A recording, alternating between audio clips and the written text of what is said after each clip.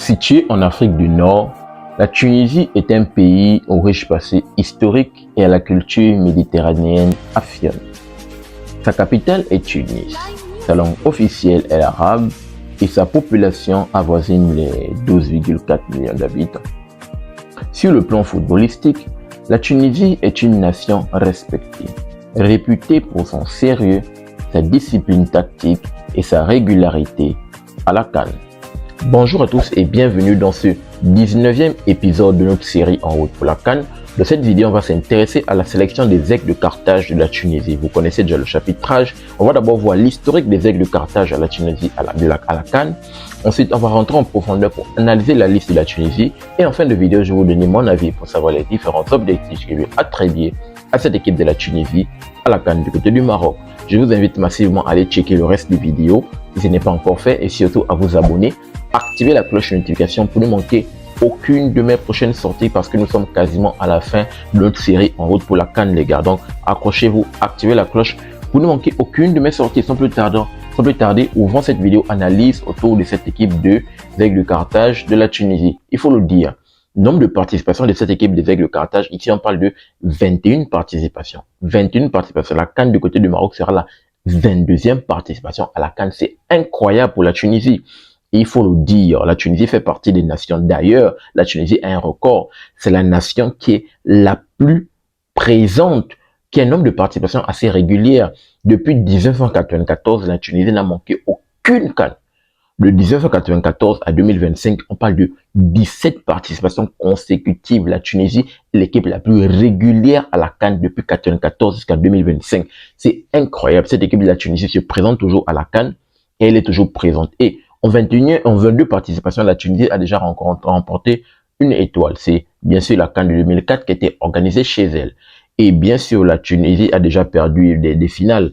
La Tunisie a perdu la finale de deux finales, la finale de 65 et la finale de 96. Donc la Tunisie aurait pu avoir 3 étoiles, mais ça a été un peu plus compliqué. Donc cette équipe des Aigles de Carthage de la Tunisie, c'est une équipe, comme je l'ai dit, qui est très respectée sur le continent, qui est très sérieuse, qui est toujours présente à la CAN et qui a déjà remporté une étoile et qui a à cœur, bien évidemment, d'aller remporter une deuxième étoile du côté du Maroc.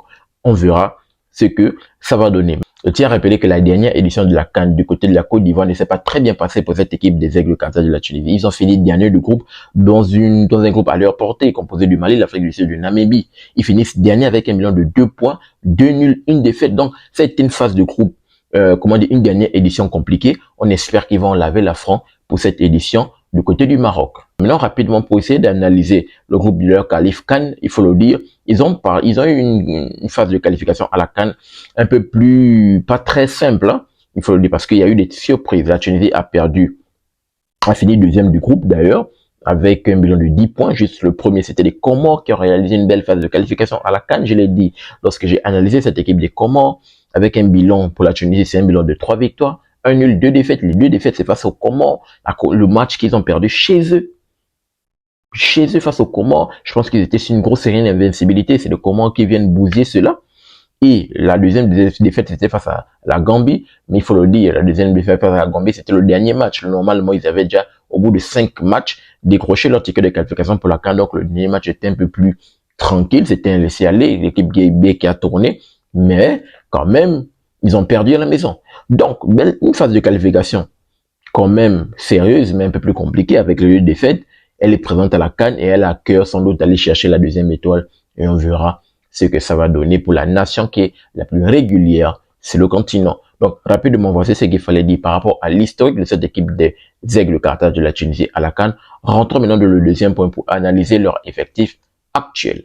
Donc, commençons par le technicien entraîneur de cette équipe des Aigles de Carthage de la Tunisie. C'est un coach local, il s'appelle Sami Trebelsi. Il a pris les rênes de cette équipe tout récemment en février 2025. C'est lui qui conduit cette équipe à la CAN, mais également pendant les différentes trêves qui se sont déroulées, les trêves pour les éliminatoires au mondial.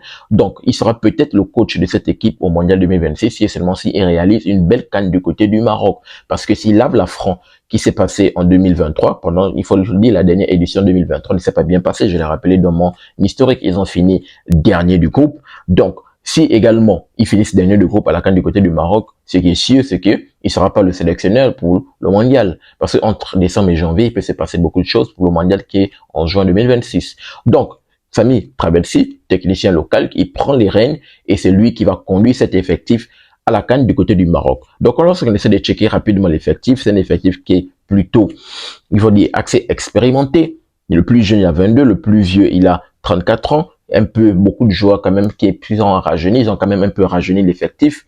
Et l'effectif, il faut le dire, tourne autour de certains joueurs quand même expérimentés. On a toujours Youssef Msakni qui est toujours là, le vétéran de cet effectif qui sera là sans doute pour amener cet effectif, comment dire, apporter son expérience et sa voix. On peut également parler de d'autres joueurs hein, comme Aïssa Laïnouni ou bien Animal Mejbri qui est toujours là, qui apporte leur expérience. Le jeune petit Hannibal on connaît très bien, un petit qui est quand même pétri de talent.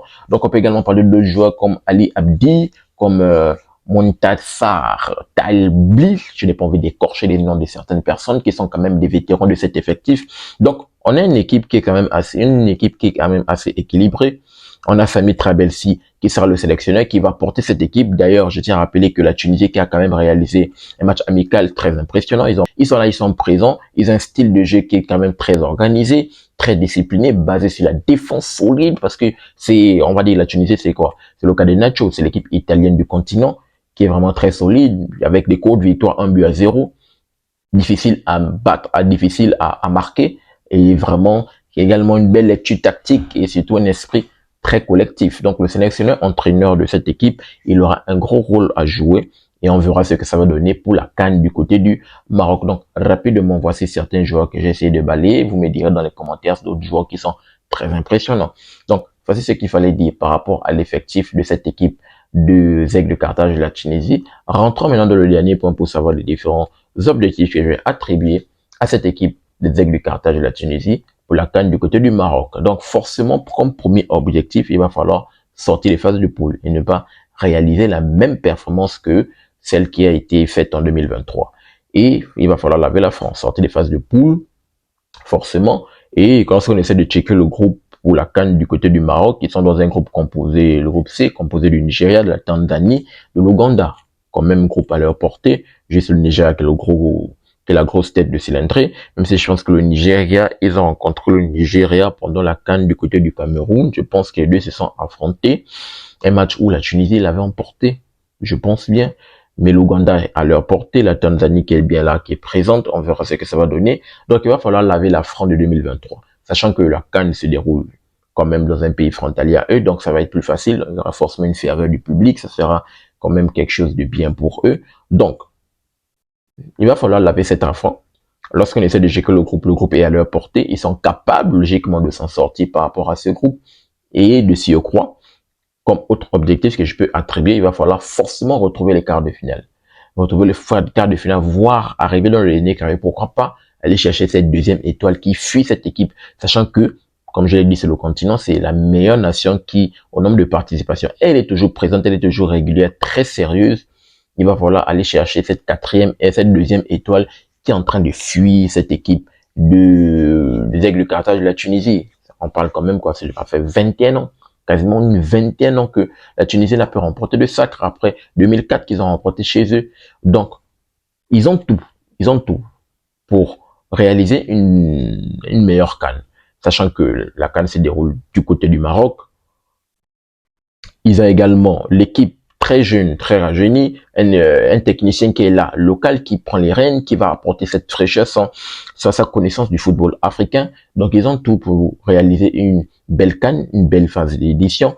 Et on verra peut-être si cette équipe des Aigles de Carthage de la Tunisie vont ramener la coupe à la maison. Donc, rapidement, voici ce qu'il fallait dire pour analyser l'effectif de cette équipe des Aigles de Carthage de la Tunisie.